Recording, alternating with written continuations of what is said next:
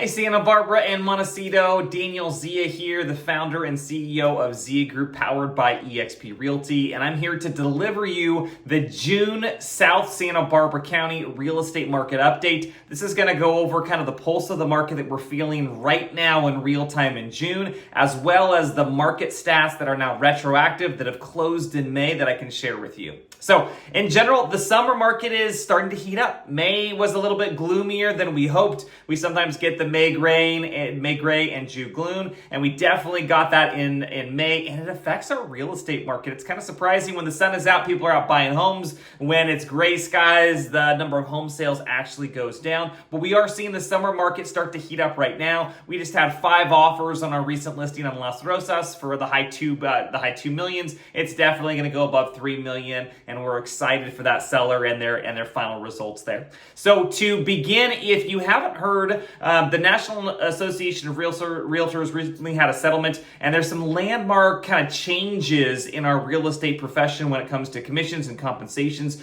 So now that said, what you've heard from the media is probably either completely inaccurate or misleading. So if you are planning to buy or sell a home, please do reach out to your preferred Zia Group Realtor partner. We'll tell you exactly what's going on and how it might affect either your purchase or the sale of your home.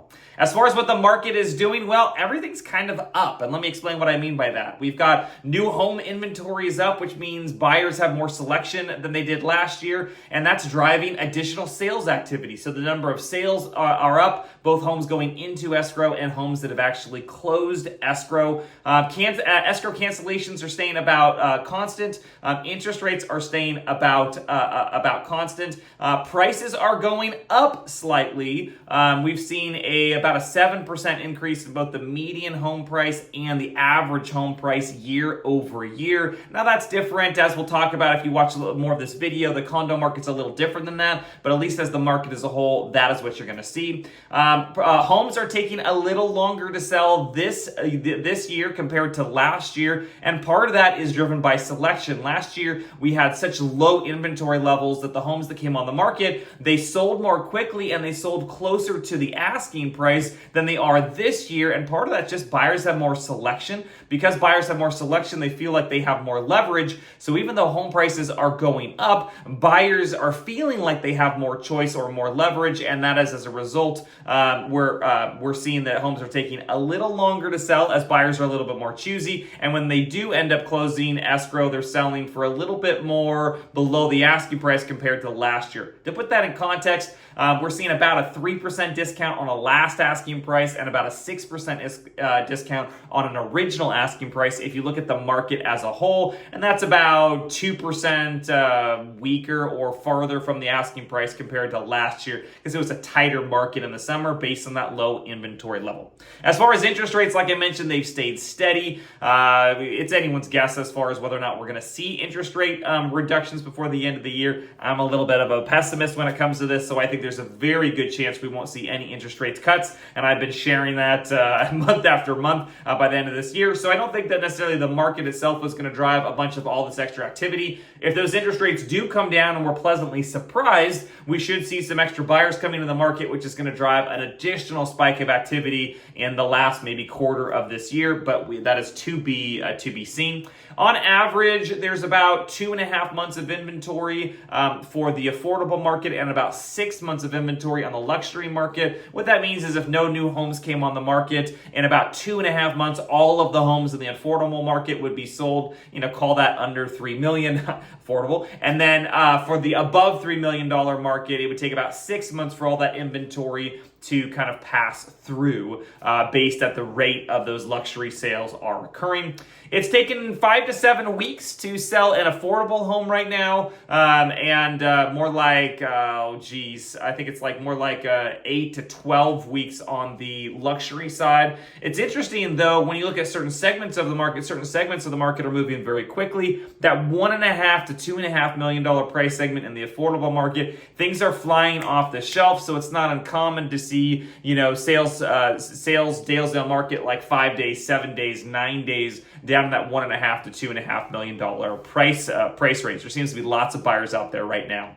As far as the amount of inventory, there is about 25% more homes for sale this year than last year, and that's driving additional sales activity. We've seen about 15% more sales close this year, and about 19% more homes go into escrow. So not exactly a 1-to-1 ratio, but oftentimes, if the market is still pretty strong, any new inventory that comes on the market gets gobbled up by the buyers, and we see additional sales in the market as a result of that, versus a declining market where more inventory sometimes doesn't help the situation. It can hurt the situation because the buyers aren't looking to buy right then. Kind of going down here, let's just talk about the luxury market. Luxury market in general, it's really interesting. The ultra luxury market with ultra high net worth buyers talking about $20 million and above, that's been one of the strongest sales activity cycles the last few months. In that, we've seen more ultra luxury sales in that above $20 million category the last few months than we've seen in almost any point in time that I can remember. So lots of activity there, which is good to know that those ultra high net worth buyers still have confidence in our market. Like I said, it's taking a little bit longer to sell a Montecito home than typical, and we're seeing a little greater discount off the asking price. So right now, the Montecito homes are selling for about 7% off their asking price and about 9% off their original asking price if they've done price reductions since it's come on the market. Right now, there's about 50 homes currently available in the luxury market between single-family homes on condos. They've been on the market on average for about 4 months, and this is actually